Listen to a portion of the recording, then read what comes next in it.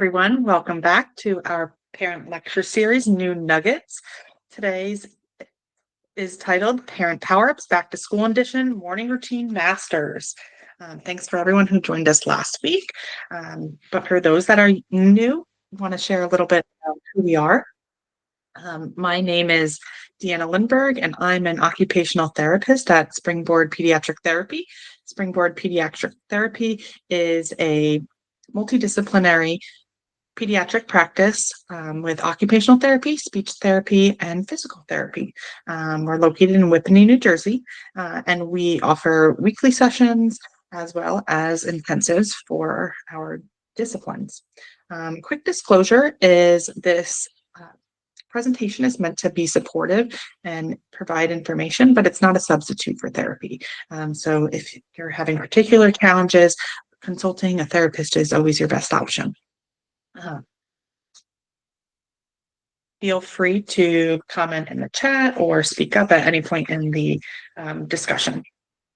So today's agenda is a discussion on common morning challenges, a little bit of information about visual schedules, some strategies for clothing management, practical mealtime tips, and plans for smooth departures and car rides.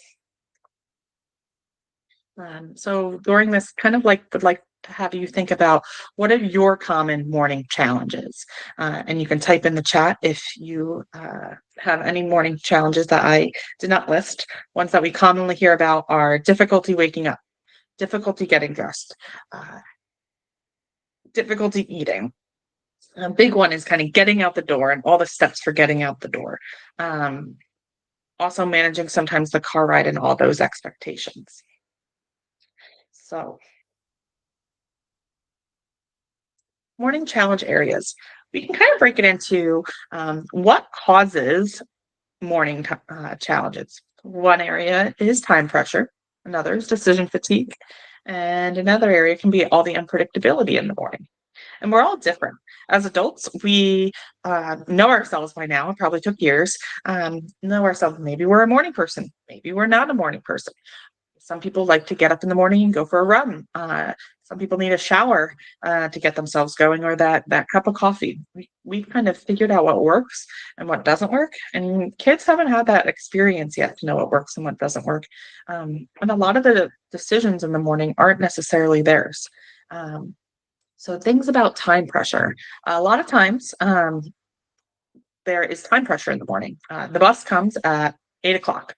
So we are constantly kind of feeling, oh, are we going to make the bus? Are we going to make the bus? Or we have to be faster. Time pressure can cause stress for both our children and for us. And we'll talk a little bit about that. Children are still learning the concept of time. So they don't necessarily know what the time pressure is, except for adults way of demonstrating that kind of come on. But 5 minutes, 10 minutes, that might not mean a lot for them. So they feel the pressure based off us versus the time in itself. Transitions can be really hard, which can sometimes even cause more pressure. You feel like you got to get out the door, or we're going to miss the bus. They sense that, can start to dig in their heels a little bit more. We'll talk about some strategies to handle that in a minute.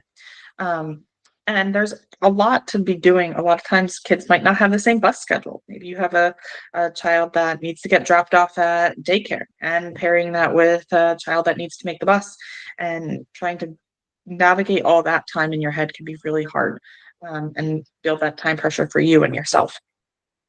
Decision fatigue can impact mornings. We can ask kids to be making a lot of decisions, such as what would you like to wear, or what would you like to eat. Things like that can drain energy really quickly, or maybe they're not even up to make those decisions yet. And this can kind of contribute to a power struggle as well. Unpredictability stress. Even though we have, as adults, might have the idea of all the things that have to happen in the morning, kids, even when it's routine, sometimes might have their own idea for the morning. They might not see the same schedule that we're able to see as adults, and that's due to executive functioning. So they might be like, what's coming next? Or does all the mornings look the same for them? that unsure feeling can contribute to some resistance, or they might have created their own idea that you're now interrupting. They might have wanted to play in the morning, and that wasn't part of your plans. Um, so we'll talk about some strategies to uh, manage that unpredictability stress.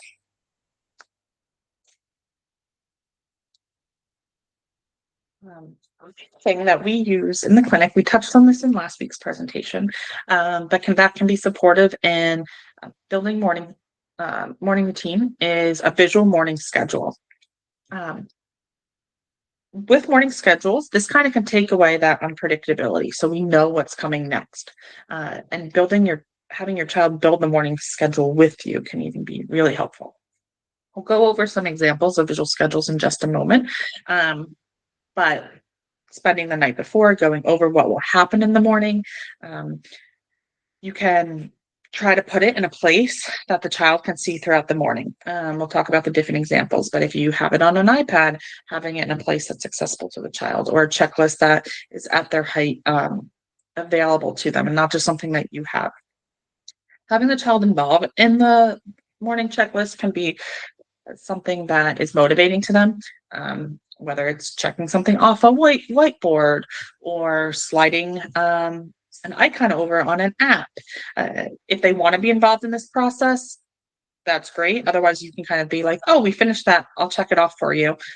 Some children kind of just want to go through it, don't necessarily want the additional task of sliding it over or checking it off, or aren't quite at that level yet. I've even seen visual schedules with the turn on, turn off, like little lights that you can push on, push off when each step is done, to make it motivating to finish a task and kind of show that accomplishment. You can also put in what's expected. So things like brushing our teeth, getting dressed, having breakfast. But we can also put in moments of fun. A lot of times, part of what can be challenging in the morning is that it's all kind of expectations, all just tasks, and not part of those what kids love to do, play, or more enjoyable activities. So kind of maybe plugging in where a time to read a book is, or a dance party. We'll talk about even how to make certain activities more fun, so that can be engaging for them and kind of part of that play to kind of get them through things. Sometimes the anticipation of kind of what's coming next with school can also lead to some resistance in the morning. If they're nervous about school, that is something that we can work through, or you can work through with your child too, to kind of feel more confident going into school. We talked about some strategies last week. We're going to be making a YouTube channel that you can look at some strategies about nervousness with school, but that's something to kind of keep in mind. Some examples of visual schedules. One that we use at the clinic all the time and is a great app is called ChoiceWorks. It can be found on iPads or different devices. What's really nice, it comes with some icons, but it also can be, you can make your own. So you can take pictures of their bedroom for getting dressed in the morning. And again, kids can slide it over. You can also edit it, so things can, you can change the order of certain items. And that's something that I often recommend. If some kids might need to be the kids that eat breakfast before they get changed. Some kids might need to get changed before they have breakfast. We all have different needs, and maybe they're really hungry, and that's impacting their ability to kind of get dressed and sequence through that skill. Or some kids aren't hungry. I know I'm not the most hungry in the morning. So kind of pushing that piece off to a little bit later can be helpful. Another example is visual schedule. That is just kind of like a whiteboard, and you can write that. I like that again because you can change it if you kind of change the order of something. You can make an icon for younger kids. I always like to make sure there's some sort of picture, so that way they understand what comes next. Another example is kind of like a flip. The third one up here is like you would use Velcro and you would flip things up once they're done with each task. And again, it gets them involved. It puts that action for completion and kind of shows them that they have less to do, and it can be fun to engage in that process. Going a bit into clothing battles. Things that can help clothing battles, and we'll go into details of each, is one is preparing clothing the night before. Another one is sensory strategies to prep, and one is adding play. So preparing strategies, clothing the night before. This can involve picking out an outfit. I know some kids change their mind in the morning. So adding in picking out two outfits, and they are just deciding between the two. If they kind of want to, the person that likes to kind of see how they're feeling that next day. Kids should definitely help pick out their clothes if they are particular. Some kids have tactile sensitivities or only like certain clothes, and that can be the reason that they're resisting getting dressed in the morning. They don't necessarily like the way that it feels. So picking clothes that are more comfortable to them can help them be more engaged in that process. Having those already laid out kind of reduces that decision fatigue, because sometimes questions can be perceived as something overwhelming. I don't know if anybody's ever gotten home from work or you had a busy day with the kids, and then somebody asks you a question, "What's for dinner?" And it just feels like the biggest question in the world, even though um, you probably have the answer to it, but it kind of carries weight with it. So I have to pick out what I'm getting dressed. Or maybe they're the kind of child that doesn't like being told what to wear. So you picked out an outfit and they don't want to be told what to wear. So it's a fine line balancing that decision fatigue, but also autonomy. One of my favorite things to do when working with kids in the morning is adding sensory strategies to prep. This can help our body feel good or feel relaxed when about to get dressed. So this can help kids that have some tactile sensitivities, or maybe they're just still waking up, and help our body feel better. Heavy work or proprioceptive input helps to calm us. It releases serotonin. This is why some people feel really good after lifting weights or getting a deep pressure massage. So heavy work, think of anything push, pull, lift, or hang, helps us to feel good. So sometimes I'll offer kids a deep pressure massage or joint compressions. I'll say, like, we're putting on our um, painting stripes to get ready for the day. And sometimes I can teach them this helps it feel better to get dressed. Or else I'll be like, what color are we going to be today? And I'll pretend to give them a massage that they're getting painted blue or their favorite color. Oh, and now we need the outer coat, and then slide up their pants or put their shirt on. Sometimes I'll put the clothes all around the room, and they have to jump or bear walk to get to the different clothing pieces of clothing, which provides that heavy work while they're doing that. Adding in respiration can sometimes be regulating as well. So let's see if we can say the word shh for as long as it takes to get on our pants. This is adding play, but it's also adding in regulation. You can do different sounds, like can we do the hiss sound, make a snake hiss, or moo like a cow, aspects like that add in that respiration for regulation while they're getting dressed. I've also done one where you're making a magic potion with their feet, especially for kids sensitive to socks. So I'm going to give you some deep pressure, which is us putting the potion on to help our feet be ready for socks. And we're putting socks in our cauldron, which is on their feet. Adding play. Play also decreases stress. It releases those feel-good chemicals in a different way, and it can make dressing feel less like a task and more like an activity. So you could build in getting dressed playlist, help them make some of their favorite songs, and you ask you play music while they're getting dressed, and you can be silly and goofy with it. The hokey pokey with putting your right foot in. Again, those hide and find, put their clothes around the room, have them go try to find the clothes. You can also be silly with it. So you can start to get dressed and, oh, I put my pants on my head. Laughter kind of can break the tension when dressing becomes a power struggle, and then trying to kind of get to that next step.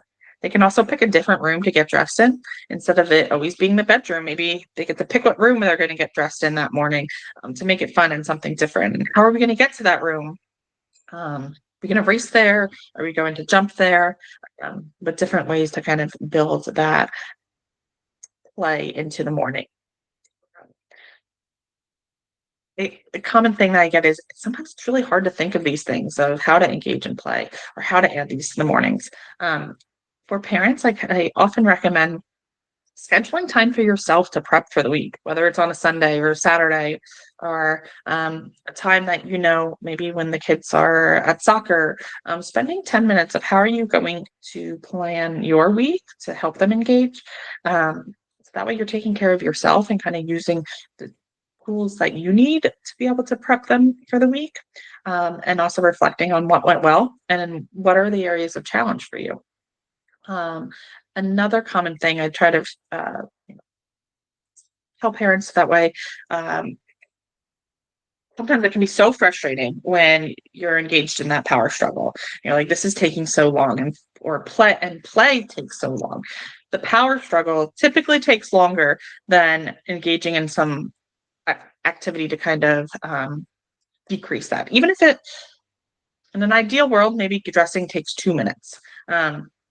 The power struggle can take up to 10 minutes at times, if not longer. Maybe adding in play makes it about 5. That's still saving you time versus kind of engaging in that back and forth, which also leaves both of you exhausted and frustrated, kind of going into the next step. Another area we want to touch on is how to make food time fun. Um, Sometimes eating in the morning can be difficult, whether child's still getting up or they're can be very particular about what they're eating for different meals. Um, while nutrition is really important, also make sure it's feasible. So it's okay to use prepackaged breakfast if that's going to make everybody's life easier for that day. Um, Again, we want to think about what's going to be easy for you, because if we're picking things that are easier for you, as the parent, you're able to kind of keep your stress load in check, and be less likely to be heightened. We'll talk about if we're feeling stressed, our kids are more likely to feel stressed. That said, prep ahead of time. Find some recipes like grab and go muffins are great to make ahead of time. Even involve your kids in the process of making them maybe on the weekend so you have for the week. Think of what your child likes. The morning rush doesn't need to be the time that we're trying to fill all the nutritional gaps or to try new foods. It might be the time just to make sure that we're eating, so that way we're not hangry. Breakfast is breaking a fast of not eating overnight, so sometimes that can even add to the power struggle. So if you didn't eat yet, so thinking about what they might want to be able to eat in the morning. We talked about this a little earlier, but thinking of when they are hungry, when they first wake up or when it's closer to leaving, can be supportive in this process and might be a little bit of a trial and error. If you are using a trial and error, I always recommend trying something for longer than a day, maybe a week, 2 weeks before changing it, because sometimes we have to kind of see patterns over time, not just one day. Running late. It's inevitable. It's going to happen. So give yourself some grace when it happens. Try to stay calm. It's okay to be late and kind of teach your kids about what you can do when you're late. If you're late, might have to sign in or kind of go a different way, but then you can engage them in the process of what can we do differently to kind of beat our record tomorrow. This is important because when we start to get stressed that we're running late, we tend to talk faster. We tend to be a little bit more reactive, and these can impact our kids. I talked a little bit last week, but a big thing with regulation in kids is mirror neurons. And I'm a little bit of a science nerd, but we have neurons in our brain called mirror neurons that allow us to feel empathy. So what makes us cry during movies, or connect with other people. they also can be a little pesky sometimes. So we're feeling stressed as adults, and our face tends to show it, our tone of voice. Um, our child's mirror neurons are going to pick up on that and kind of perceive a danger. And then so a natural reaction to that is fight, flight, or freeze. Sometimes stress can be good and motivate us, but sometimes it sends us into that fight, flight, or freeze stage. And that's when you might see more of that power struggle or more of that resistance and exactly what you don't want to see. So the best that you can, being the calm is going to get you out the door faster than showing we're rushed, we're stressed, especially because for a lot of kids, they don't understand time yet. Like I said, it's okay to be late. And you can always set, okay, we were late today. It happens. What are we going to do to be on time tomorrow? That might be we're all setting our alarms 15 minutes early, or engaging your kids in problem solving, depending on their age, of how we can be on time tomorrow and make that as a family goal. That said, what are some strategies to get out the door, which sometimes is the most difficult part? You can have a getting out the door song, kind of like in school. They might play maybe in preschools the cleanup song. We can associate certain songs with like the ability or what's coming next, or we hear the ice cream truck and we know the ice cream is coming. So having a getting out the door song, so we know, hey, that's our 5 minute warning. We got to go. Giving a 5 minute, 2 minute, and 1 minute warning. This is even better if you can use a visual clock, and a visual clock meaning like uh, kind of like old school analog clocks, digital countdown timer. And there's like red ones that kind of slowly tick down. So that way kids really know what 5 minutes mean or 2 minutes mean, 1 minute means. They also make sand timer clocks that you can use. So that way, again, that time has something concrete, versus just kind of, oh, we're leaving soon. And that doesn't mean much to me. These cues can help it feel less expected, especially if they finished everything and maybe they're having some playtime. It doesn't feel like they're out the door. You can come up with games like animal walks. I've had families draw their handprint in different colors, and they have to go tag the orange handprint, and kind of race to their different color, which is by the door, making it a family game. How much time is it going to take from when I say go to get out to the car? And trying to beat your record the next day, or how many days can we do it in less than 2 minutes, things like that. Also, while we all want our kids to be independent in certain aspects, like getting dressed, or getting their shoes on, sometimes when we're a little bit more rushed, or we're just having a morning, that might not be the time for them to do it independently. We can work on the skill of being independent after school or on the weekends, maybe on the weekdays, getting out the door, helping your kids get their shoes on and aspects like that, so you can get out the door, and not getting resistance from that aspect. Similar to what I was talking about, is creating games to get out the door. Sometimes I've had kids make hopscotch courses kind of from their front door the night before to the car. This doesn't work if it rains, but it can be a fun way to get them out. And building specialty toys that are kind of in the car, or having a rotation or a spinner of who gets to pick the first song when they get in the car that day, or even having car games, I Spy, or certain things in the car that makes it motivating to get into the car. This can make the transition more fun, and less something to avoid. I might be able to, if you have lots of kids, having different audiobooks or headphones in the car, so that way they can listen to their preferred music, or a favorite audiobook, so they're not just stuck with what's on the general radio. Can add an element that they're excited to listen to, and that step of the car, which sometimes can be a little bit boring. I'm going to stop the recording, but then I'm going to open it up for any questions. And just a reminder, next week, same time, 12:30 on Thursday, we're going to be talking about afternoons and transitioning home after school.